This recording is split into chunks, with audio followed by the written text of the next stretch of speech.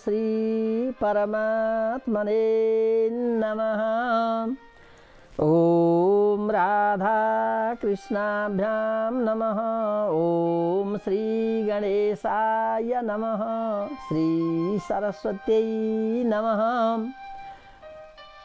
गुरु चरण कमलेभ्यो नमः। कुलदेवताभ्यो नमः। ग्राम देवताभ्यो नमः। स्थान देवताभ्यो नमः। वास्तुदेवताभ्यो नमः। समस्त पितृभ्यो नमः। श्री निम्बार्क महामुनीन्द्राय नमः। नेपाल जनन्यै नमः। सुमुखश्चैकदन्तश्च कपिलो गजकर्णक लम्बोदरश्च विकटो विघ्ननाशो गणाधिप धूम्रकेतुर्गणाध्यक्षो भालचन्द्रो गजानन द्वादशैतानि नामानि यः पठेत् शृणुयादपि विद्यारम्भे विवाहे च प्रवेशे निर्गमे तथा संग्रामे संकटे चैव विघ्नस्तस्य न जायते। शुक्लाम्बरधरं देवं शशिवर्णं चतुर्भुजं प्रसन्नवदनं ध्यायेत् सर्वविघ्नोपशान्तये। यं ब्रह्मा वरुणेन्द्र रुद्रमरुतः स्तुन्वन्ति दिव्यैस्तवैर्वेदैः साङ्गपदक्रमोपनिषदैर्गायन्ति यं सामगाः। ध्यानावस्थित तद्गतेन मनसा पश्यन्ति यं योगिनो यस्यान्तं न विदुषुरासुरगणा देवाय तस्मै नमः। शान्ताकारं भुजगशयनं पद्मनाभं सुरेशं विश्वाधारं गगनसदृशं मेघवर्णं शुभांगं लक्ष्मीकान्तं कमलनयनं योगिभिर्ध्यानगम्यं वन्दे विष्णुं भवभयहरं सर्वलोकैकनाथं। कर्पूरगौरं करुणावतारं संसारसारं भुजगेन्द्रहारं सदा वसन्तं हृदयारविन्दे भवं भवानी सहितं नमामि। ध्यायेन्नित्यं महेशं रजतगिरिनिभं चारुचन्द्रावतंसं रत्नाकल्पोज्ज्वलाङ्गं परशुमृगवराभीतिहस्तं प्रसन्नं पद्मासीनं समन्तात् स्तुतममरगणैर्व्याघ्रकृतिं वसानं विश्वाद्यं विश्ववन्द्यं निखिलभयहरं पञ्चवक्त्रं त्रिनेत्रं। माता कृष्णो मत्पिता कृष्णचन्द्र स्वामी कृष्णो मत्सखा राधिकेश सर्वस्वं मे कृष्णचन्द्रोर्दयालुर्नान्यं जाने नैव जाने न जाने नान्यं जाने नैव जाने न जाने। जय जय श्री राधे। समादरणीय वन्दनीय पूजनीय भगवत्पाद सेवा अनुरक्त समस्त दर्शक महानुभावहरू सदा झैं यहाँहरूलाई यसै समयमा हार्दिक हार्दिक हार्दिक नमन अभिवादन र हार्दिक हार्दिक मङ्गलमय शुभकामना।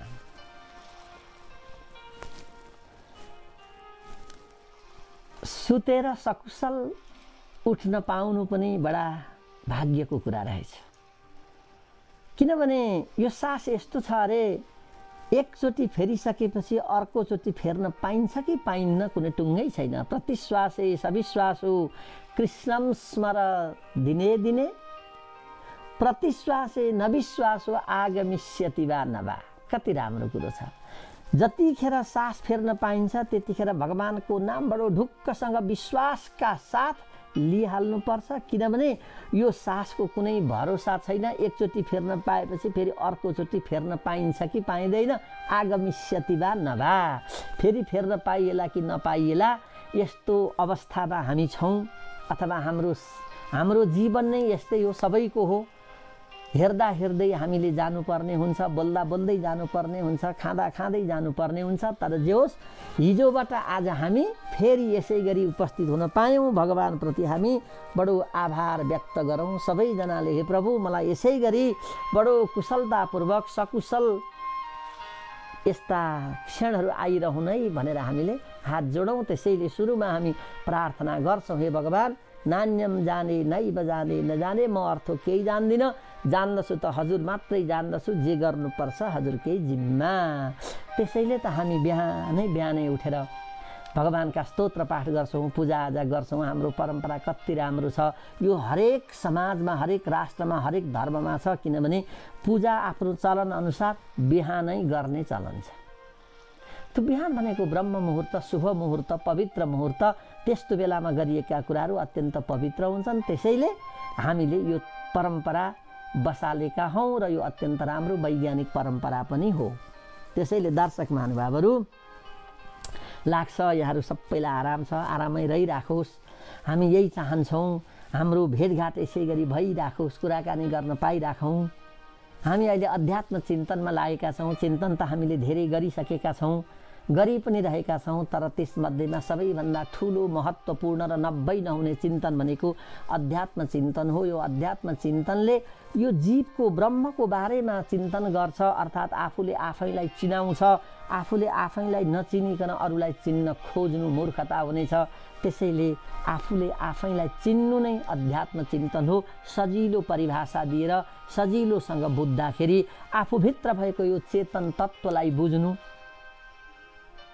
यो आत्मा र परमात्मा, जीवात्मा जुन छन्, हामी यी सबैलाई एउटा के होला भनेर यसको रहस्य बुझ्न खोज्नु नै अध्यात्म चिन्तन हो। यो चिन्तन गर्ने क्रममा धेरै कुराहरू आउँछन्। एउटा मात्रै कुराले, एउटा मात्रै पक्षले यो अध्यात्म चिन्तन हुँदैन। अहिले हामी यसै क्रममा हामी मानव धर्मका कुरा गरिरहेका छौँ। हामी असल अथवा पूर्ण मानव बन्नका लागि के कस्ता कुराहरू चाहिन्छन् हामीलाई, हामी त्यतैतिर जोड दिइराखेका छौँ। आजको विश्व मानवताले भन्दा पनि दानवताले भरिन थालेको छ। मानवताले भन्दा पनि दानवताले भरिन थालेको छ। त्यो दानवताले भरिनुको अर्थ घरमा, समाजमा, परिवारमा, राष्ट्रमा झै झगडा हुनु हो, कुकार्य हुनु हो, नराम्रा कामहरू बढ्दै जानु हो। यही हो मानवताको सट्टामा आएको दानवताको लक्षण। घरमा आफूले गरेका काम कुराहरू के कस्ता छन् त्यो हामी आफैले मूल्याङ्कन गर्छौँ। के कस्तो आचरणमा रहेका छौँ, हामीले कस्तो मान्यता गर्नुपर्ने कसलाई गरेका छौँ कि छैनौँ, यी सबै कुरा हेरौँ। साना केटाकेटीदेखि लिएर हाम्रा आदरणीय बुवा आमा, हजुरबा हजुरआमा लगायत आफूले पालन गर्नुपर्ने सन्तान, श्रीमती, पति, पत्नी, यी आदिको बीचको सम्बन्धलाई सुमधुर बनाउन सकियो भने हामी सच्चा मानव हुन सक्यौँ। यदि हाम्रो बिचमा अलिकति पनि कटुता आयो, त्यो सम्बन्धमा अलिकति पनि धमिरा लाग्यो, अलिकति पनि मक्किन थाल्यो भने त्यतिखेर हामीलाई बडो दुःख हुन्छ, गाह्रो हुन्छ। हामीले कमाएको धनको कुनै महत्त्व हुँदैन, हामीले खाएको खानाको, अन्नको, घाँसको कुनै महत्त्व हुँदैन।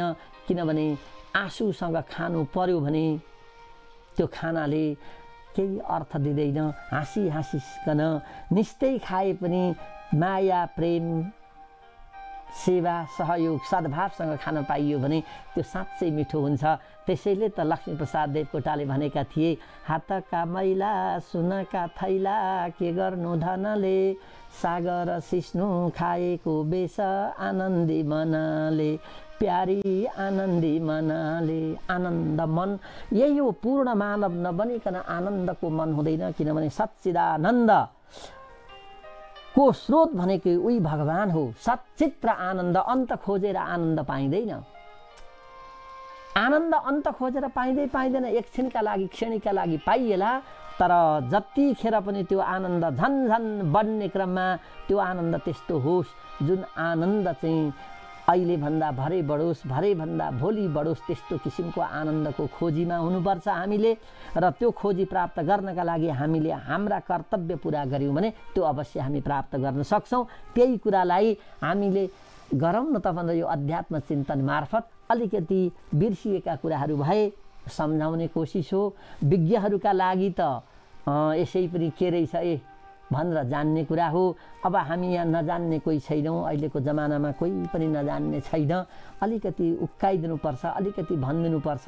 सबै हामी समझदार भइसकेका छौँ, जान्ने बुझ्ने भइसकेका छौँ, सबै हामी विद्वान विदुषी छौँ।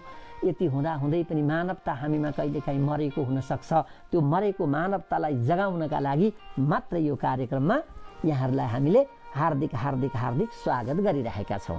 त दर्शक महानुभाव, हामीले यो अध्यात्म चिन्तनमा जाँदा हामीले जुन धर्म मानेका छौँ, हामीले जसलाई धर्म भनेर सेवा गरिरहेका छौँ, त्यसको अनुसरण गरिरहेका छौँ, त्यसको पालना गरिरहेका छौँ, त्यसभित्रको रहस्य के हो भन्ने कुरामा मैले अलिकति यहाँहरूलाई जानकारी दिने पनि कोसिस गरेको छु। हिजो अस्ति मैले यस्तै कुराहरूको बारेमा धेरै भनिसकेको छु। आज पनि हाम्रो धर्मको अङ्गको रूपमा रहेको एउटा पिपल पूजाको रहस्य के हो त्यो अलिकति बताउने दृष्टता गर्दैछु। हामी पिपलको पूजा गर्छौँ होइन त, त्यो पनि विशेष गरी शनिबार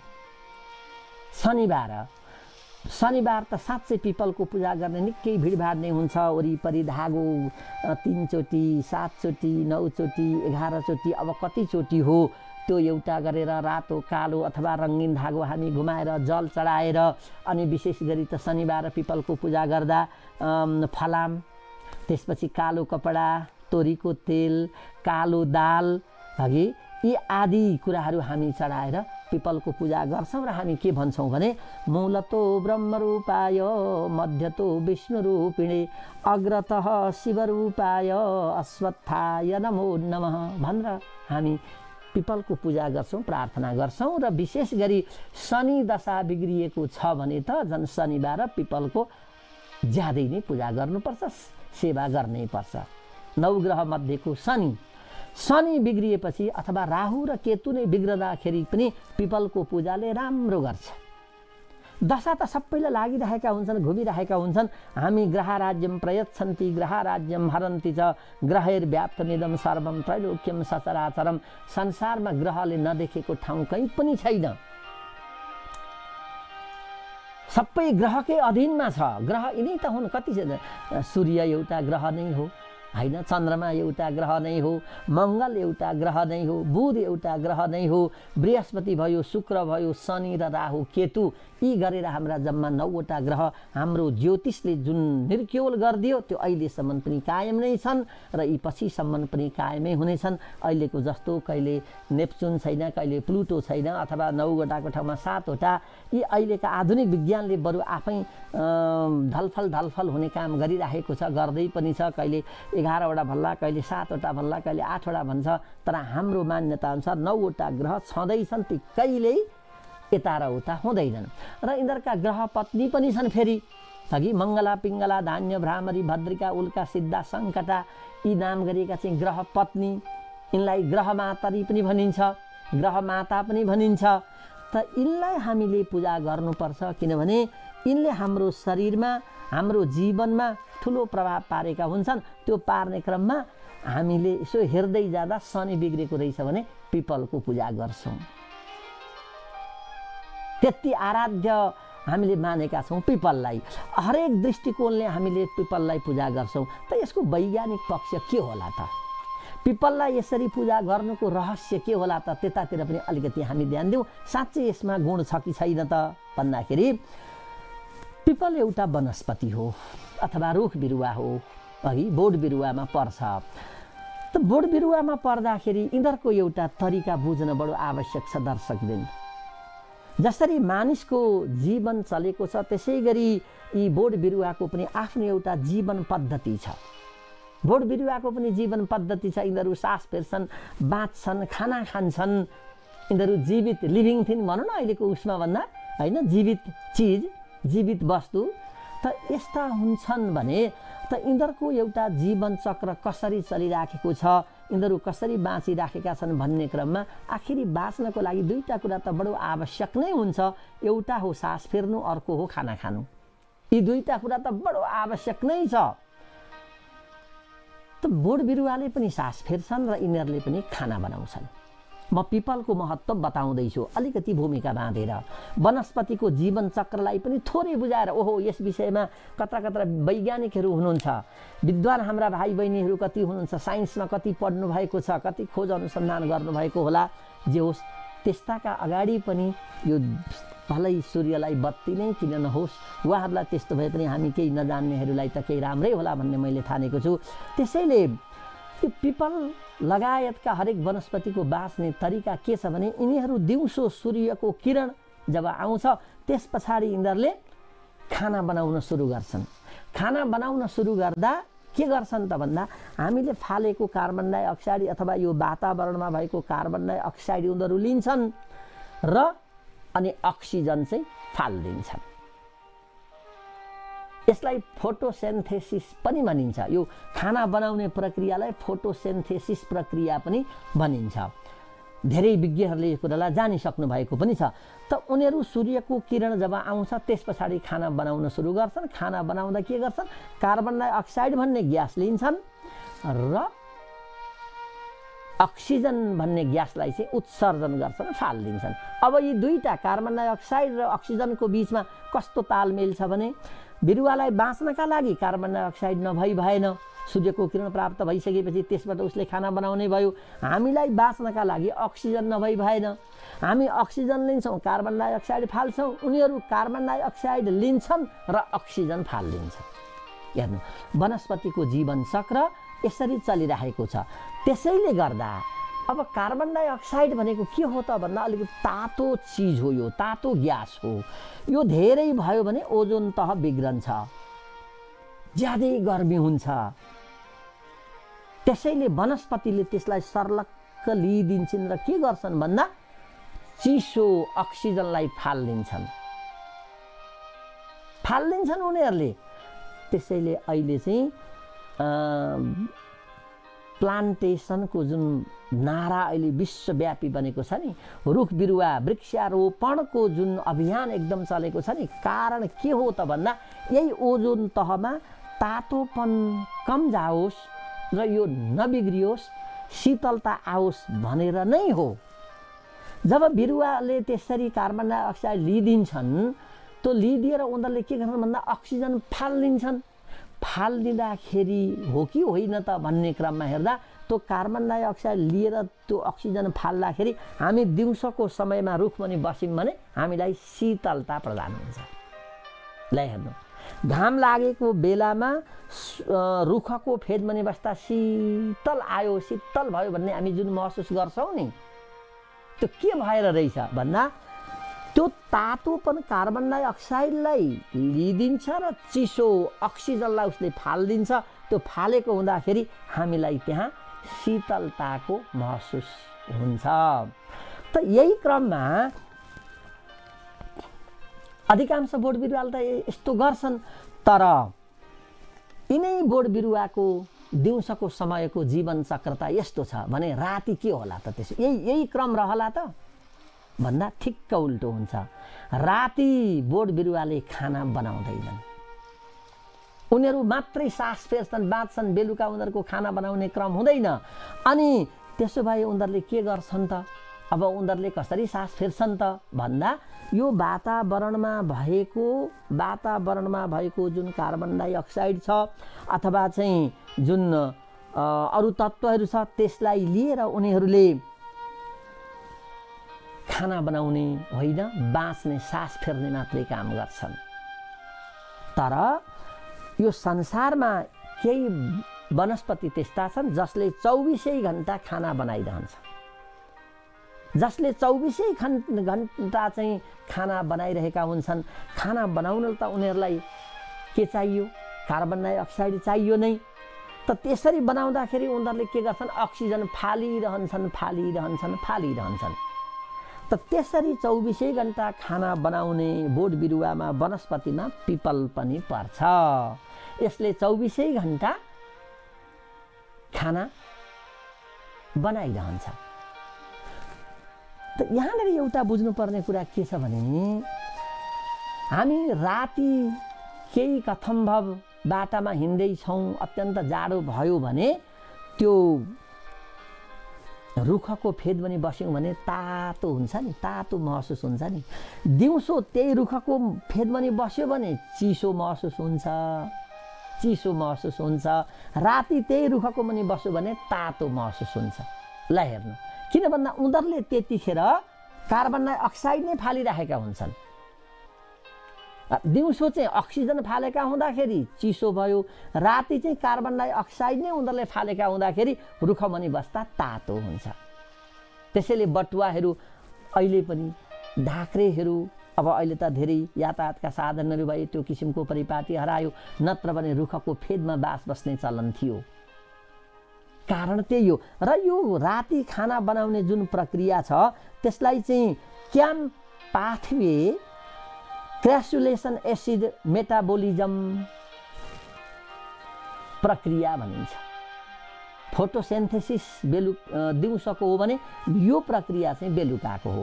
त यसरी बनाउँदाखेरि के हुन्छ भन्दा अनि अरू बोट बिरुवाले चाहिँ सास मात्रै फेर्ने गरेका हुन्छन्, उनीहरूले कार्बन डाइअक्साइड नै फालेका हुन्छन्। तर पिपल एउटा त्यस्तो वनस्पति हो जसले 24 घण्टा अक्सिजन फाल्दिराखेको हुन्छ। अक्सिजन फाल्दिराखेको कारणले गर्दा हाम्रा लागि पिपल अत्यन्त महत्त्वपूर्ण हुन्छ। शीतल हावा लिन, हामीलाई वातावरण प्रदूषण रोक्नका लागि र हामीलाई प्रशस्त मात्रामा चाहिँ अक्सिजन प्राप्त गर्नका लागि पिपलले साह्रै ठुलो भूमिका खेलेको हुन्छ। त्यसैले हाम्रा ऋषिमुनिहरूले पिपलको पूजा गर, अनि त्यसो गर्यौ भने सबैको कल्याण हुन्छ भनेर भनिदिएको कुरालाई अहिलेको विज्ञानले पनि यो प्रमाणित गरिसकेको छ। त्यसैले यो प्रमाणित भएको कुरालाई हामीले अलिकति जान्ने कोसिस गरेका हौँ। र विशेष गरी हेर्ने हो भने त आयुर्वेद शास्त्रमा पिपललाई ज्यादै ठुलो गुणकारी वृक्षको रूपमा पनि मानेको छ। गुणकारी, आयुर्वेदिक गुणले भरिएको वृक्ष भनेर पिपललाई आयुर्वेदले पनि मानेको छ। त यसलाई हामीले आफ्नो पहिले त भनौँ न, पिपललाई कति राम्ररी रोप्ने गरिन्थ्यो, चौतारो बनाइन्थ्यो। चौतारामा बर पिपल दुइटै रोप्ने गरेका छन्। बरको पनि त्यत्तिकै महत्त्व रहिराखेको छ। हाम्रा पिता पुर्खाले यो त्यसै गरेका होइन रहेछन्। यसले अक्सिजन पनि प्रशस्त रूपमा फाल्दिने, प्रशस्त रूपमा पनि अक्सिजन फाल्दिने र अनि शीतलता पनि प्रदान गर्ने, रातिलाई तातोपन पनि गरिदिने यो बहुगुणकारी बिरुवा भएकाले नै पिपललाई पूजा गर्दा हामीले यसै पनि अक्सिजन बढी पाउने रहेछौँ। यसले हामीलाई धेरै कुराबाट फाइदा दिने हुँदाखेरि पिपलको महत्त्व यस्तो रहेको छ। एकदम संक्षेपमा मैले यो बताइदिएँ। त्यसैले हामी पनि आफ्नै घर आँगनमा, छतमा पनि अहिले हामीले कतिले पिपल रोपेका हुन्छौँ र हामी पूजा गर्छौँ। र पिपलको पूजा गर्ने क्रममा एउटा कुरा के छ भने कि सधैँभरि पूजा गर्नुपर्छ। पिपलको पूजा गर्नेले छोएर गर्दाखेरि सधैँभरि पूजा गर्दा छुने अधिकार छ, होइन हप्तामा एक दिन मात्रै गरिन्छ भने शनिबार मात्रै छुनुपर्छ, अघि पछि छुनु हुँदैन भन्ने पनि एउटा मान्यता छ। यसको कारण पनि के हो भने मान्छेहरूले सधैँले सबै गरेर चलाइदिन थाले भने त्यो मासिन सक्छ। त्यसलाई जोगाउने क्रम हो यो। किनभने हप्तामा एक दिन गयो भने त धार्मिक रूपले, एउटा आस्थाको रूपले पनि त्यसलाई पूजाआजा गरियो। अब अघि पछि पनि गएर मान्छेहरूले चलाइदिन थाल्यो भने त त्यो त भाँसिने रूप सम्भावना हुन्छ। त्यसैले त्यो जोगाउनका लागि पनि एउटा व्यावहारिक कारण पनि त्यो हुनसक्छ कि त सधैँ पूजा गर्नुपर्छ। सधैँ पूजा गरेर त भाँच्ने कुरै आउँदैन। एक हप्तामा एकचोटि छुने हो भने हप्ता दिनमा त त्यो निकै बढी पनि सकेको हुन्छ। जोगाउनका लागि हाम्रा शास्त्रहरूले के भनेका छन् भने कुनै न कुनै उपाय लगाएर त्यसलाई जोगाउने कोसिस गरिरहेका छन् दर्शक महानुभाव। त्यसैले आज पिपलको महत्त्वको बारेमा यति मात्रै। यति भनेपछि यहाँले बुझिहाल्नुभयो, यो 24 घण्टा अक्सिजन फाल्ने वनस्पति हो। यो हाम्रा लागि अत्यन्त उपयोगी छ। अरू बोट बिरुवाले 24 घण्टा फाल्दैनन्, पिपलले चाहिँ फाल्ने हुँदाखेरि यसलाई हामीले पूजा गरेर स्वस्थ हुनका लागि, जब शरीर रोगी हुँदै जान्छ नि, यहाँहरूले याद गर्नुभएको होला, जब रोगी एकदम अब यसको अवस्था बिग्रदै गयो भन्ने भइसकेपछि शरीरमा अक्सिजन कम देखाउन थाल्छ। अक्सिजन कम भइसकेपछि अनि के भयो त भन्दा अब यसको अवस्था बिग्रदै गयो भनेर डाक्टर साहबहरूले हामीलाई बताउनुहुन्छ। जति गरे पनि त्यो फ्रेस एयर भित्र गएन भनेर अनेक पम्प लगाएर मेसिन लगाएर भित्र पठाइन्छ। तर त्यो भित्रको मेसिन नै बिग्रिसकेपछि बाहिरको मेसिनले के गर्ने होला? हाम्रो प्राणवायु भनेको अक्सिजन हो, त्यो अक्सिजनको स्रोत भनेको पिपल हो। अघि त्यही पिपल यस्तो भएको हुँदाखेरि पिपलको हामीले पूजा गरेका रहेछौँ भन्ने कुराहरू हामीले प्रष्टसँग बुझ्न सक्यौँ। त हामी यतातिर मानव धर्मका कुरा पनि गरिराखेका छौँ। मानव धर्म, हामीले सच्चा मानव हुनुपर्छ र मात्र यो संसारमा सुख शान्ति समृद्धि वर्षन्छ। सच्चा मानव यदि भएनौँ भने संसारमा सुख शान्ति र समृद्धि हुँदैन।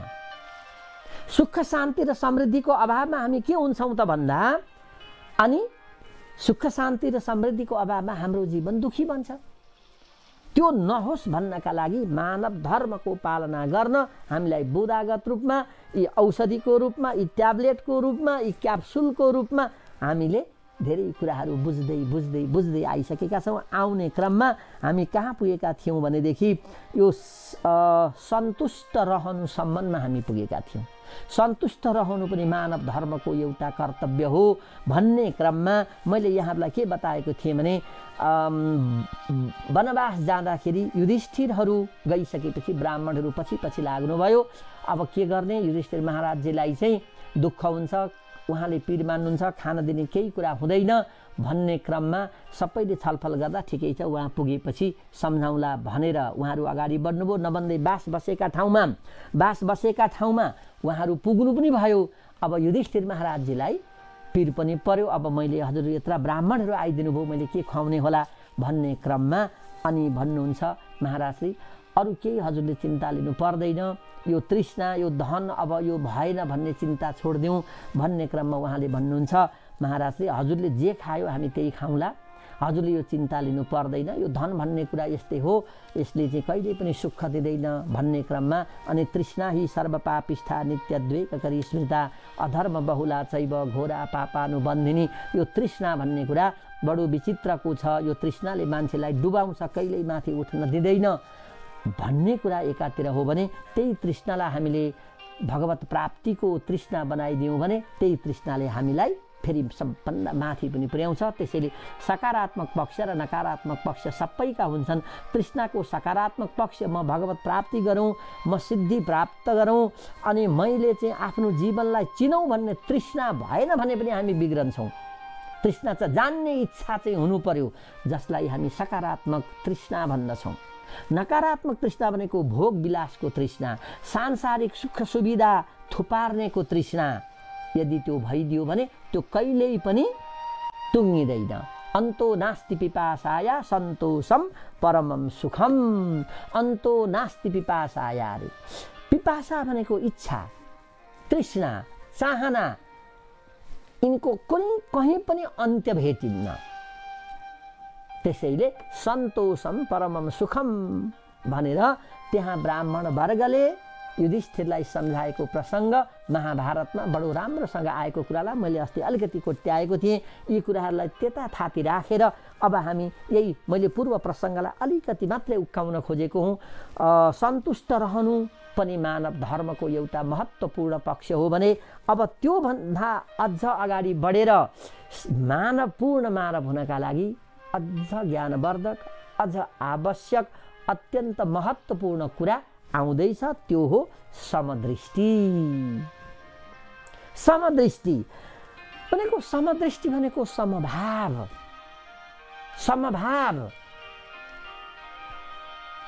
सबैमा समान भावले हेर्नु, सबैलाई समान भावले हेर्नु नै समदृष्टि हो। यदि यसलाई चाहिँ हामीले विचार गर्न सकेनौँ र यो समदृष्टि हामीमा ल्याउन सकेनौँ भने अब समाज बिग्रन थाल्छ। समाजमा उच नीचको कुरा आउन सक्छ, धनी गरिबको कुरा आउन सक्छ, हुने खाने र नहुने नखानेको कुरा आउन सक्छ अनि यसभित्र धेरै कुराहरू लुकेका हुन्छन्। त्यसैले जब समभाव आउँदैन तब समाजमा विखण्डन हुने ठुलो खतरा देखा पर्दछ। सुनि चैव स्वपाके च पण्डिता समदर्शिन भनेर भगवान श्री कृष्णले गीतामा बडो राम्रोसँग बताइदिनु भएको छ। विद्वान जो यो सांसारिक कुराबाट पर रहेको छ, यो सांसारिक सुखभोग र यी भौतिक कुराबाट पर रहेर अध्यात्ममा लिप्त भएको, अध्यात्म अर्थात् भगवानलाई प्राप्त गर्न सफल अथवा त्यो परम तत्त्वलाई प्राप्त गर्न सफल व्यक्तिले यो ऊ भनेर छुट्याउँदैनन्। यो भौतिक शरीरको गणना उनीहरूका लागि महत्त्वपूर्ण हुँदैन अथवा भौतिकतालाई उनीहरूले आधार मानेर अनि होचो अर्घेलो गर्दैनन्। यो शरीर त के छ र आखिर? जसको पनि शरीर चाहे गोरो होस् या कालो होस्, अग्लो होस् या होचो होस्, मोटो होस् या पातलो होस्, आखिरी हेरौँ त शरीरको बनावट त उस्तै छ। चाहिने तत्त्व उनै हुन्। हाड मासु रगत नसा यी जे जति छन् ती सबै कुरा सबैका शरीरमा हुन्छन्। सबैका शरीरमा तिनै हुन्छन्। रगत रातै हुन्छ, छालैले साराको शरीर ढाकेकै छ भने विद्वानका अगाडि यो समदृष्टि अत्यन्त महत्त्वपूर्ण हुन्छ। यो समदृष्टिको कुरा गर्दा मलाई झट्ट एउटा फेरि याद आयो अष्टावक्रको। अष्टावक्र बडो ज्ञानी थिए, तर उनी जन्मदै 8 ठाउँ बाङ्गा थिए, बाङ्गा। त्यसैले उनी 8 ठाउँमा बाङ्गा भएकाले उनलाई भनिएको थियो अष्टावक्र। 8 ठाउँमा बाङ्गो भएकाले अष्टावक्र उनको नाम थियो। यिनको जीवन कहानी बडा विचित्रको छ। राजा जनकसँग यिनको बडो राम्रो संवाद हुन्छ, राम्रो ज्ञान लिनुभएको छ विदेहराज जनकले अष्टावक्रसँग। त एकचोटि के भएछ भने मैले यही समभावको कुरो गर्दाखेरि मैले अष्टावक्रलाई यहाँ जोड्न खोजेँ। अष्टावक्र आफ्ना पिताको खोजी गर्ने क्रममा है सोध्दै जाँदाखेरि यो बडो लामो प्रसङ्ग छ, त्यतातिर अलि नजाउँ। जे होस् अष्टावक्र त्यही क्रममा कहाँ पुगे भने राजा जनककामा पुगे। त्यहाँ धेरै विद्वानहरू बसेका थिए। बसेका हुँदाखेरि अनि सट्ट पुगेका थिए। अष्टावक्र पुगे। त्यो जानका लागि पनि धेरै त्यहाँ द्वारपालहरूसँग निकै कुरा गर्नु परेको छ। उनी भित्र पस्ने बित्तिकै गललल्ल त्यहाँ बसेका सबै विद्वानहरू हाँसिदिए।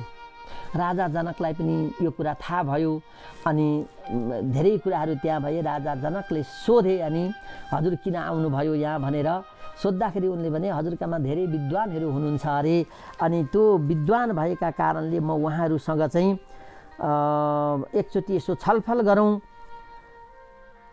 के कस्तो रहेछ भनेर चाहिँ आइरहेको थिएँ।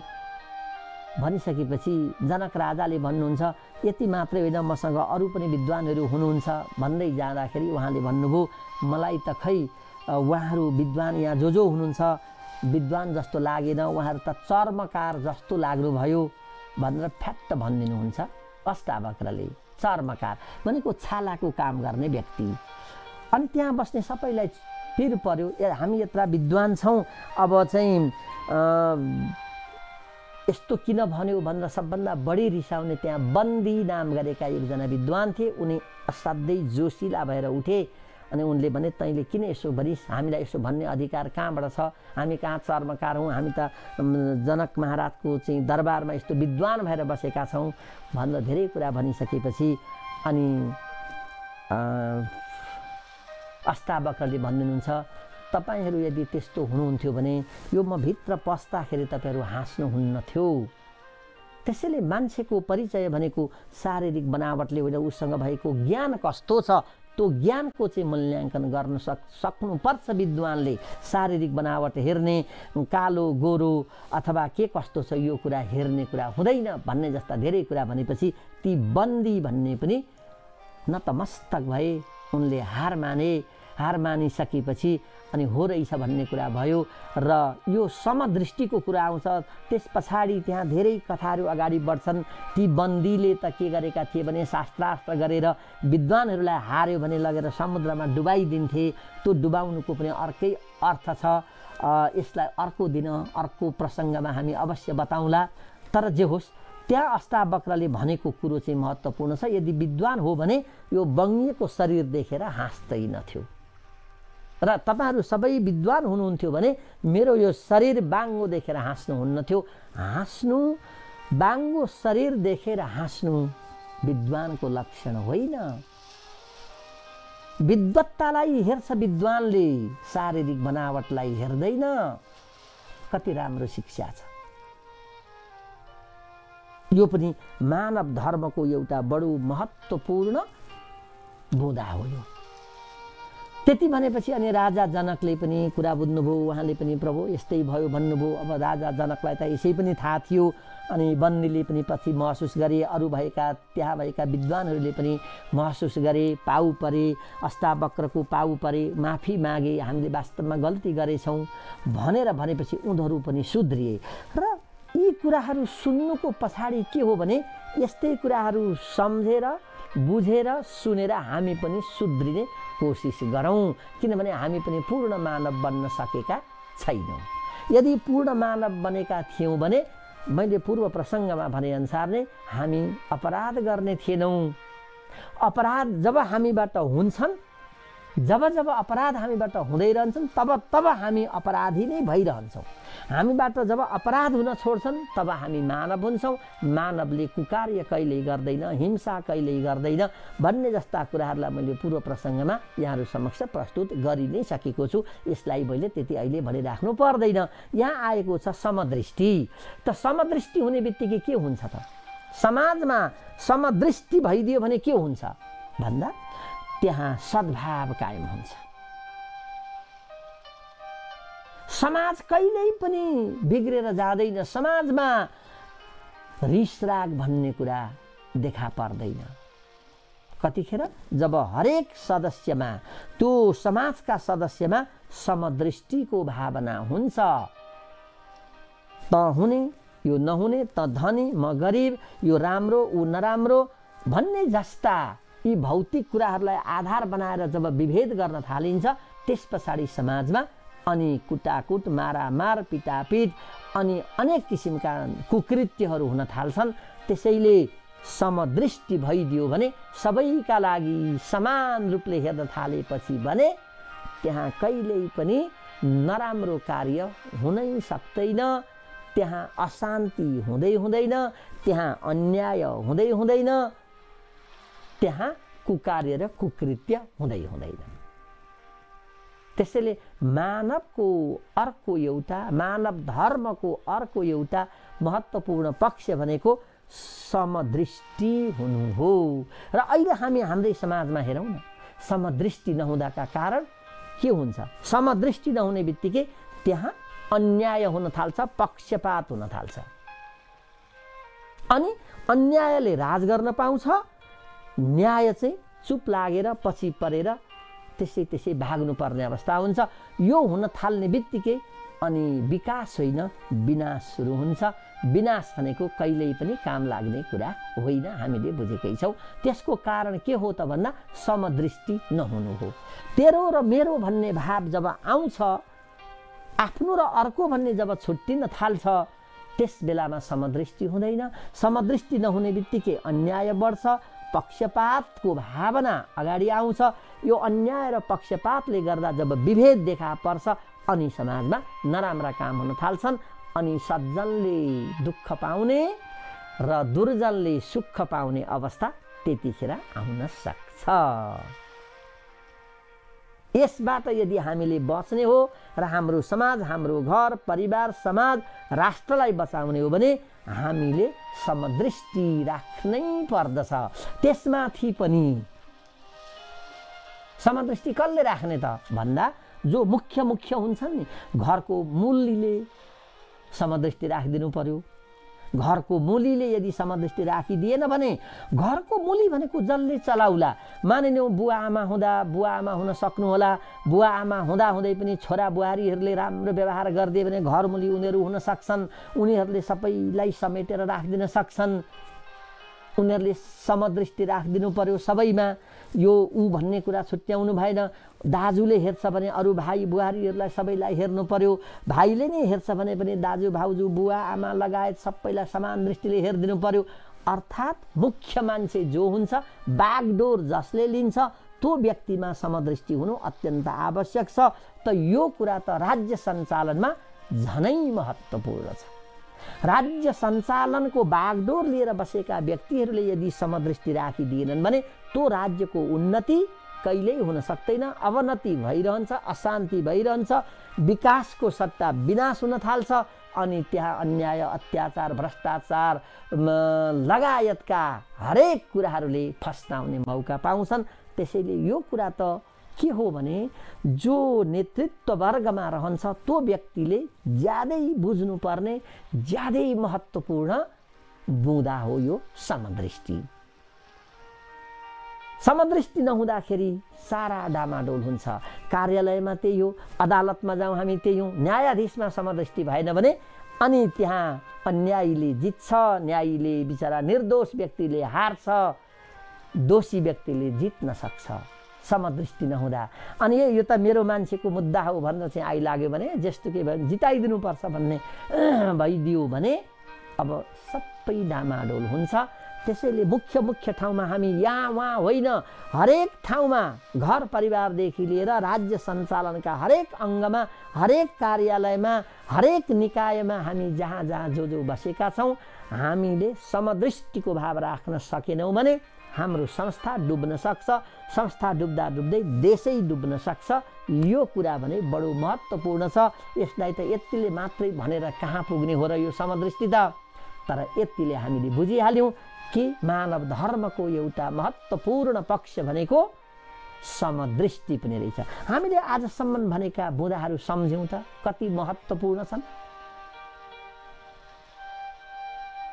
यो चाहे विद्यालयमा पढाउने शिक्षक प्राध्यापक किन नहुन्, या घर चलाउने गृहिणी किन नहुन्, अथवा कार्यालयमा काम गर्ने कर्मचारी किन नहुन्, खेतबारीमा काम गर्ने कृषक किन नहुन्, अथवा हस्पिटलमा काम गर्ने डाक्टरहरू किन नहुन्, उनीहरू सबैले समदृष्टि राखिदिए भने बस जताततै शान्ति शान्ति शान्ति शान्ति नै शान्ति छाउन सक्छ। त्यसैले मानवता हुनुको पछाडि यदि म पनि पूर्ण मानव बन्छु भन्ने हो भने समदृष्टि हुनै पर्छ। होइन त दर्शक महानुभाव, सोचौँ त हामी यसो गहिरिएर सोचौँ त समदृष्टिको अभावमा अहिले कस्ता कस्ता कुराहरू भइरहेका छन्। त्यसैले मानवता होइन दानवता भएका ठाउँमा समदृष्टि हुँदैन। मानव जहाँ बस्छन्, जहाँ मानवता फस्टाएको हुन्छ र फस्टाओस् भन्ने चाहना हुन्छ भने त्यहाँ समदृष्टि हुनै पर्छ, नत्र भने त्यहाँ अशान्ति भइरहन्छ। अब त्यस पछाडि आयो अर्को सेवा। मानव बन्ने, पूर्ण मानव बन्ने अर्को एउटा बुँदा हो सेवाको भावना। सेवाको भावना, सेवा भन्ने बित्तिकै परोपकार, अरूलाई गरौँ, अरूका लागि गरौँ भन्ने भावना आइदियो भने मैले अरूलाई बनाउँला, अरूले अरूलाई भन्दै भन्दै भन्दै भन्दै आखिरीमा अरूले गर्दा म कहाँ पनि फेरि अर्काले सेवा गर्ने पालो आइहाल्छ। मैले अरूलाई गर्छु, मलाई अर्काले गर्छ। मबाट उता सर्दै सर्दै सर्दै फेरि मै कहाँ आइपुग्छ त्यो। त्यसैले सेवाको भावना त ओहो, सेवाको बारेमा त कति कति व्याख्या भएका छन्। अहिले भन्दा पनि हेल्पिङ ह्यान्ड्स भन्छौँ हामी, त्यही सेवाको भावना हो। सहयोग गर्ने सहयोगी हातहरू भन्छौँ नि हामी। अहिले जब जब केही ठुलो प्रकोपहरू आइपर्छ, जहाँ कुनै एउटा निश्चित ठाउँमा भएका जनताहरूलाई ठुलो आपद विपद आउँछ, त्यतिखेर हामी हेल्पिङ ह्यान्ड्सको खोजी गर्छौँ, सहयोगी हातको खोजी गर्छौँ। सहयोगी हात भनेको के हो त भन्दा सेवा गर्ने व्यक्तित्वहरूको खोजी हो। त्यसैले सेवा जस्तो ठुलो त झन् केही छँदै छैन। जसले गर्दछ तिम्रो सेवा उसले पाउँछ मिठो मेवा। सेवा गरेपछि मेवा मिल्छ। ल हेर्नु हाम्रो भनाइ कति मिठो छ। सेवा गरेपछि मेवा मिल्छ। तिमी सेवा गर मेवा मिल्छको अर्थ तिमीलाई त्यसको परिणाम बडो मिठो भएर आउँछ। मिठो हुनुको अर्थ के हो? तिमीलाई सबैतिरबाट प्रशंसा हुन्छ, तिम्रो सबैले जय जयकार गर्छन्, तिमीलाई सबैले सहयोग गर्छन्, तिमीलाई पर्दा तिम्रो पछाडि समाज रहन्छ, राष्ट्र रहन्छ। कति राम्रो कुरा छ। यही कुरा हो सेवा गर्नुको अर्थ। त मान्छे सेवा गरेन भने के हुन्छ त? यदि सेवामा कोही मान्छे लागेन भने के हुन्छ भन्दा स्वार्थी बन्छ। स्वार्थी मान्छेले सेवा गर्दैन। उसलाई त्यो सेवातिरको उसको धारणै हुँदैन, चाहनै हुँदैन। ऊ बस आफूलाई पुग्यो भने पुग्यो, अरू मरुन् कि बाँचुन् केही मतलब हुँदैन। हेर्नु त कत्रो स्वार्थ। हामी त पशुहरूभन्दा पनि तल्लो स्तरमा जान्छौँ। पशुहरूले पनि बरु बाँडेर खान्छन् हो। तपाईले हेर्नुहोस् न, एउटा कुखुराको उदाहरण लिउँ हामी। कुखुराले कहीँ चारो भेट्यो भने 8-10वटा चल्ला आए भने ऊ सर्लक्कसँग त्यो छोडिदिन्छ, आफू खाँदैन, खुट्टाले खोस्ल्याइदिन्छ अनि उसलाई खुवाएर हिँड्छ। त्यस्तो सेवाको भावना छ।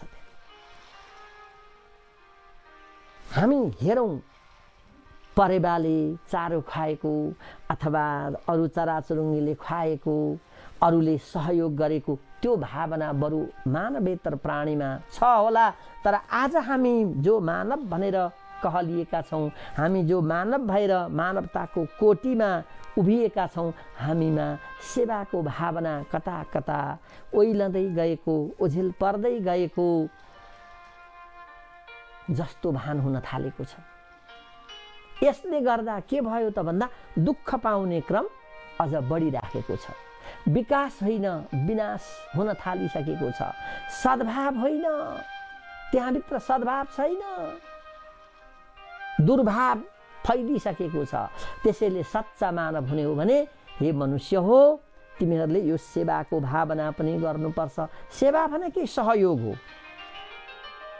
अर्कालाई यस्तो परेछ, तिमीलाई दुःख पर्यो, म केही गर्न सक्छु भनेर गर्नु नै सेवा हो। सेवा ही परमो धर्म। सेवालाई नै सबभन्दा ठुलो धर्म पनि माने। धर्मको अर्थ के रहेछ? कर्तव्य। त्यसैले हे मनुष्य हो अथवा हामी मनुष्य जो छौँ भन्दै हुनुहुन्छ नारदजीले। यहाँ त युधिष्ठिरलाई बताउँदै हुनुहुन्छ, हे युधिष्ठिर, सच्चा मानव हुने हो भने मानवमा सेवाको भावना हुनुपर्छ र मात्रै अनि त्यो पूर्ण मानव बन्न सक्छ। स्वार्थी मान्छे भइदियो भने त्यसले केही गर्न सक्दैन। त्यस्ता मान्छे भइदिए भने अरू त मरेका मरै हुन्छन्, एउटा मात्रै फस्टाइराखेको हुन्छ, एउटाको मात्रै उन्नति प्रगति हुँदै जान्छ, अरू हुन सक्दैनन्। यो भनेको विनाशको लक्षण हो। किनभने बन्नु छ भने सबैजना बन्दै आउनुपर्छ। हामी घर बनाउँदा नै हेरौँ न, सबै पिल्लरहरू, सबै खम्बाहरू, सबै थामहरूलाई हामी समान रूपले राख्छौँ, समान रूपले ढलान गर्छौँ, समान रूपले माथि उठाउँछौँ अनि तल्लो छाप्छौँ। त्यो तल्लो छाप्दा सबै पिल्लरहरू टक्क एक नासको उति नै उचाइमा आएपछि बल्ल तल्लो छाप्ने काम हुन्छ। त्यही नै हो, सबै नबनिकन राष्ट्र बन्न सक्थे। त्यो सबै बन्नका लागि सेवाको भावना नभइकन सबै बन्न सकिन्न। एकले अर्कालाई सहयोग गर्नै पर्छ र मात्रै हामी माथि उठ्न सक्छौँ, र मात्रै हाम्रो समाज बन्न सक्छ, र मात्रै हाम्रो राष्ट्र बन्न सक्छ, र मात्रै हाम्रो विश्व बन्न सक्छ। बस त्यसैले सच्चा मानव हुने हो भने अब सेवाको भाव पनि चाहियो। दर्शक महानुभाव, जति अगाडि बढ्दै गयो त्यति महत्त्वपूर्ण बुँदाहरू पनि आउँदैछन्। अझ पूर्ण मानव बन्ने हो भने अझ योभन्दा अर्को बुँदा छ, विलासी नबन्नु। विलासी नबन्नु। जब विलासी बन्ने चाहना आउँछ त्यसपछि मानवता हराउँदै जान्छ। विलासी बन्नुको अर्थ के हो भन्दा विषय भोग। विषय भोग भनेको के हो त भन्दा हाम्रा यी इन्द्रियहरूलाई तृप्त पार्नका लागि जस्तो सुकै पनि काम गर्नु। ओहो, बस्नका लागि बडा नरम नरम गद्दा चाहिए, सोफा चाहिए, खाट चाहिए।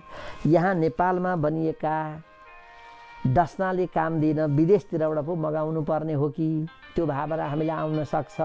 नेपालमा त म सुत्ने खाटै छैन, अर्को खाट विदेशबाट मगाउनु पर्ने हो कि?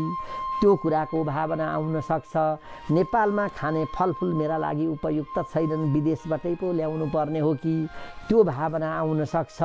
मेरा लागि लाउने कपडा नेपालमा मेड इन नेपाल भन्यो भने त कामै छैन। Made in German, Japan, America, China अनि लगायतका यस्तै यस्तै युके भइदियो भने हाँ भाइ यो चाहिँ भने ठिक छ भनेर हामी त्यतातिर लाग्छौँ। त्यसले गर्दा के भयो भन्दा आफ्नो देशको सम्पत्ति अर्काको मुलुकमा गयो। पृथ्वीनारायण शाहले त्यतिखेरै भनेका थिए घरेलु उद्योगलाई हामीले प्राथमिकता दिनुपर्छ र मात्रै देशको उन्नति हुन्छ, आफ्नै घर बुना कपडा लगाउनु पर्छ भनेर उनले त्यतिखेरै दिव्य उपदेशमा भनिसकेका थिए। गान्धीजम त्यही नै हो। गान्धीले खाडीको आन्दोलन ल्याउनु भयो। हेर्नु त, हामीले जति विदेशका सामानहरू प्रयोग गर्यौँ त्यति हाम्रो धन बाहिरिँदै जान्छ। आफ्नै देशमा बनिएका सामानलाई प्रयोग गर्यौँ भने त्यो धन हाम्रै देशभित्र घुम्छ र हामी सम्पन्न हुँदै जान्छौँ। मैले तिरेकोले अर्को मेरो छिमेकी धनी बन्छ, उसले गर्दा अर्को बन्छ, फेरि उसको प्रभावले म पनि बन्छु। त यो विलासी भावले गर्दा, विषय भोगले गर्दा के हुन्छ त भन्दा यहाँ पनि ठुलो सङ्कट आइपर्छ। विषय भोगमा त खाने लाउने मोज गर्ने नै हुन्। विषय भोग भनेको त अरू केही होइन। खाने, लाउने, घुम्ने, मोज मस्ती गर्ने, हेर्ने, डुल्ने, यी सबै विषय भोगमा पर्छन्। यिनलाई त के छ र, आज एक थोक मिठो लाग्छ, भोलि त्यही चिज नमिठो लागेर अर्को खोज्नु पर्ने हुन्छ। यसले गर्दा जन्माउँछ के भन्दा कुकार्य जन्माउँछ, भ्रष्टाचार जन्माउँछ, व्यभिचार जन्माउँछ, व्यभिचार दुराचार जन्माउँछ। विषय भोगको भावना यदि कुनै मान्छेमा बढेको छ भने अनि उसलाई कुनै पनि कुराले आज एक थोक छ, भोलि अर्को थोक चाहिन्छ, पर्सि अर्को थोक चाहिन्छ, खोज्दै खोज्दै खोज्दै जाँदाखेरि त्यहाँ अनि अरूको वास्ता हुँदैन। आफ्ना लागि अरूलाई मार्ने हो कि, अरूलाई ठग्ने हो कि, अरूलाई लुट्ने हो कि, अरूलाई ढाँट्ने हो कि, यी सबै कुरा यो विलासी बन्नु, विलासिताको भावनाले ल्याउने कुरा हुन्। हामीलाई ओहो यो शारीरिक सुख भन्ने कुरा त केही होइन। तपाईँको भोग मिठो कि भोजन मिठो भन्ने त उखानै छ। भोग मिठो कि भोजन मिठो, हामी विचार गरौँ त। खाने कुरा त सबै मिठो छ। तपाईँको परिश्रम छ, तपाईँले गर्नुभएको, हामीले परिश्रम गरेका छौँ भने जस्तो सुकै खानेकुरा पनि कतिखेर भेटौँ र खाउँ जस्तो हुन्छ। त्यो यस्तो मिठो हुन्छ कल्पनै गरेर सकिन्न। तर परिश्रम छैन, बसेको छ, खाएको छ भने जतिसुकै मिठो दिए पनि अनि ठोस लगाउने, यहाँ त आज यस्तो भएछ उस्तो भएछ भन्छौँ। त्यसैले भोक मिठो कि भोजन मिठो, निद्रा मिठो कि ओछ्यान मिठो, ल विचार गर्नुहोस्। कसैलाई एकदम एक हात अग्लो गद्दा त्यो उसमा पनि सुत्दाखेरि निन्द्रा नलाग्ला, कोही भने सर्लक्क भैँमा केही नओछ्याइकन डङरङ्ग लड्यो भने पनि कति मिठो निन्द्रा परेको हामी देख्छौँ। जो विषय भोगमा हामी बानी परेका छौँ, हामीलाई केही गरे पनि तृप्ति मिल्दैन, सुख मिल्दैन, शान्ति मिल्दैन, आनन्द मिल्दैन। अनि त्यो पुरा गर्नका लागि हामी अगाडि बढ्ने क्रममा हामीले के राम्रो के नराम्रो हामी छुट्याउन सक्दैनौँ। त्यो छुट्याउन नसक्ने बित्तिकैको परिणाम के हुन्छ भने अनि समाज बिगार्ने अनि दानवीय प्रवृत्ति त्यही नै सुरु हुन्छ। दानवीय प्रवृत्तिको सुरुवात नै यही विषय भोगले गर्दाखेरि जन्माउने कुरा हो। यो त हामीले प्रशस्त देखेका छौँ, प्रशस्त देखेका छौँ। कतिका घरमा अलिकति खाएर फालिदिने हुन्छ, यो मिठो भएन भनेर कतिले बिचरा त्यही पनि पाए खाउँ भनेर आश गर्ने पनि कति हुन्छ। हेरौँ त, जति मिठो 84 व्यञ्जन बनाए पनि कतिलाई मिठो हुँदैन, कसैलाई दाल भात मात्रै भेटे पनि हुन्छ। त्यतिले पनि ऊ हृष्टपुष्ट हुन्छ। जड भरत आखिर त्यस्तै त थिए, विषय भोग थिएन उनलाई। जड भरतलाई उनी त भाउजूहरूले दिएको त्यो गाईलाई पकाउने कुँडो पनि खाइदिन्थे, त्यही बचेको उनी चाटिदिन्थे। उनी बडा हृष्टपुष्ट थिए। तर माया गरिकन आफ्ना श्रीमानलाई मिठो मसिनो बनाएर खुवाउँथे। उनीहरूलाई मिठो हुँदैनथ्यो, उनीहरू नै दुब्ला थिए, रोगी थिए। यस्ता कथाहरू त हाम्रा पुराणहरूमा प्रशस्त हामी पाउँछौँ, प्रशस्त हामीले सुनिराखेका पनि छौँ। तर त्यसको महत्त्व र मर्म चाहिँ नबुझेका पक्कै हो। त यी सबै कुरा के हुन् भने, हे मनुष्य हो, नारदजीले भन्दै हुनुहुन्छ युधिष्ठिरलाई, हे युधिष्ठिर, यदि मानिसमा यस किसिमका भावना आइदिएनन् भने अनि मान्छे दानव बन्छ, मानव होइन दानव बन्छ। दानव हुने बित्तिकै दानवी कृत्य हुन थाल्छन्, दानवी कामहरू हुन थाल्छन्। दानवी कामले, राक्षसी कामले मानव समाजलाई कहिल्यै पनि उँभो लगाउँदैन, राम्रो हुँदैन। किन समाज चाहिँ मानवको छ। अब व्यवहार चाहिँ दानवको हुन थाल्यो भने त्यो चुम्बकको नर्थ पोल र साउथ पोल नमिले जस्तो जोड्न खोज्यो, परपर गइहाल्छ। उत्तरी ध्रुव र दक्षिणी ध्रुव जसरी हामीले मिलाउन नसक्दाखेरि चुम्बक टाढा जान्छ, मिलाउन खोज्दा टाँसिन्छ, त्यस्तै हुन्छ यो पनि। त्यसैले दर्शक महानुभाव, वास्तवमा पूर्ण मानव बन्न बडा गाह्रो छ। धन सम्पत्ति कमाएर पूर्ण मानव बनिन्न, देश विदेश घुमेर पूर्ण मानव बनिन्न, देश विदेशमा बसेर कमाउँदैमा पूर्ण मानव बनिन्न, स्वदेशमै बसेर पनि बुलेट प्रुफ गाडी नै किने पनि, अथवा 50औं जना काम गर्ने मान्छे राखे पनि यदि हामीमा मानवीय गुण छैन भने हामी असल मानव बन्न सकेनौँ। हामीले पनि एक दिन मर्नै पर्छ। त्यस्ता व्यक्ति मर्दाखेरि सबैले ताली पिट्छन्, यो यस्तो थियो, बल्ल मर्यो भन्छन्। तर जो सामान्य मानव छ, सबैलाई अघि भने जस्तै सेवामा जुटेको छ, जो विलासी बनेको छैन, जो विलासी बनेको छैन र सबैलाई समान रूपले जाउँ, हामी सँगै बाँचौँ, सँगै बसौँ, सँगै खाउँ भन्ने भावना जोसँग आउँछ, त्यस्ता व्यक्ति मर्दाखेरि त्यस्ता व्यक्तिहरूको निधनमा सबैले दुःख मान्छन्, सबैले आँसु चुहाउँछन्। यस्तो भयो भन्ने किसिमको भावना हुन्छ। हामीले यो बुझिराखेका छौँ, जानिराखेका छौँ। त दर्शक महानुभाव, मानव बन्नका लागि जुन किसिमका कर्महरू हामीले गर्नुपर्छ, ती कर्म गर्नका लागि नै अहिलेसम्मका यी बुदाहरूले हामीलाई राम्ररीसँग व्याख्या गरिदिइराखेको छ, सिकाइराखेको छ। मानौँ हामी एउटा विद्यालयमा सिक्न गएका छौँ र यी धर्म गुरु बनेर हामीलाई ल है यस्तो काम गर्नुपर्छ र मात्रै पूर्ण मानव बन्न सकिन्छ भनेर सिकाइराखेको छ। यसैलाई भनिन्छ अध्यात्मको चिन्तन। अध्यात्म चिन्तन भनेको यही हो, सबैलाई समान रूपले माया गर्नु, सद्भाव राख्नु, एकले अर्कालाई सहयोग गर्नु, अनि साँचो बोल्नु। हेर्नु है, यी सबै कुरा, इन्द्रिय निग्रह गर्नु, विषय भोगमा नलाग्नु, यिनले के कुरा सिकाउँदैछन् त? हामीले विचार गरौँ त, अलिकति विचार गरौँ त हामी भन्दा यो सबै एउटा असल व्यक्तित्वको निर्माणमा आवश्यक पर्ने तत्त्वहरू भनेका यिनै हुन्।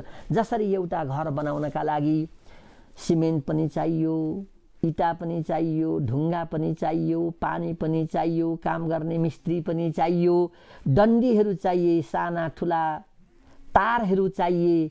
जसरी सबै कुरा मिलेर बल्ल एउटा घरको निर्माण हुन्छ। एउटा मात्रै कुराले, इटा मात्रै थुपारेर पनि घरको निर्माण हुन सक्दैन, डन्डी मात्रै ल्याएर पनि हुन सक्दैन, सिकर्मी डकर्मी आएर मात्रै पनि हुन सक्दैन। ती सबैलाई मिलाएर यदि हामीले काम गर्न सक्यौँ भने हामी बस्ने घर निर्माण हुन सक्छ र त्यो घर अत्यन्त सुन्दर बन्न सक्छ। त्यसैगरी यो मानव रूपी घर पनि सुन्दर बनाउनु छ भने यसको भित्र र बाहिर दुईटै सुन्दर बनाउनु पर्छ। भित्री पक्ष चुरो पक्ष अत्यन्त सुन्दर हुनुपर्छ, भाव पक्ष अत्यन्त राम्रो हुनुपर्छ, अनि मात्रै हामी, किनभने मानवता भनेको यो भाववाचक नाम हो, यो देखिँदैन, यो व्यवहारमा अनुभव गर्न सकिन्छ। किनभने कुनै पनि व्यक्ति हेर्दाखेरि यसमा छैन भन्ने कुरा, मानवता छैन भन्ने कुरा छुट्याउन सकिन्न। अनि जब हेर्दै गइन्छ, अनुभव गर्दै गइन्छ, त्यस बेलामा हामीलाई थाहा हुन्छ कि यसमा पूर्ण मानवका लक्षणहरू छन्, यो साँच्चै नै पूर्ण मानव छ भनेर अनि हामी छुट्याउन सक्छौँ, भन्न सक्छौँ। हामी सबैका अगाडि फलानु त यस्तो छ है भन्न सक्छौँ। दर्शक महानुभाव, हामी मानवता हौँ, तर पूर्ण मानव बन्नलाई अझै हामीलाई केही समय लाग्ने पो हो कि, अथवा हामीमा यी कुरा छैनन् भने हामीले भर्ने हो। छौँ भने त सुनमा सुगन्ध, ओहो यी सबै कुरा छन् भने त हाम्रो समाज, हाम्रो घर परिवार, हाम्रो समुदाय सबै राम्रो हुन्छ। त हामी यसरी सबैजना राम्रो भइदियौँ भने हाम्रो राष्ट्र नै राम्रो हुन्छ। त्यसैले हामी प्रार्थना गरौँ, हे भगवान हामी सबै पूर्ण मानव बन्न सकौँ। ठिक छ, हामीलाई के कुराहरू चाहिने हुन् त्यो हजुरले बताइदिनुहोस्, हामी यही प्रार्थना गरौँ। हामीले सुरुमा पनि भगवानलाई नै प्रार्थना गरेर हात जोडेर पहिले विनम्र भएर हामी शिरलाई उहाँको पाउमा राखेर हामी प्रार्थना गरेर अगाडि बढ्छौँ। एकैचोटि हामी कहिल्यै पनि अगाडि बढ्दैनौँ। यही हो मानवको कर्म, मानवता भनेकै यहीँबाट झल्कन्छ। त्यसैले हाम्रो बिहानैदेखि नै यस्तै कार्य गरेर बितिराखेको छ र यसै गरी बित्दै पनि रहोस् भन्दै अब आजलाई भने बाँकी अरू फेरि कुराहरूलाई अर्को दिन यसै गरी यही समयमा अवश्य भन्नेछु भन्ने बाचाका साथ अब यहाँहरूसँग म बिदा माग्न चाहन्छु।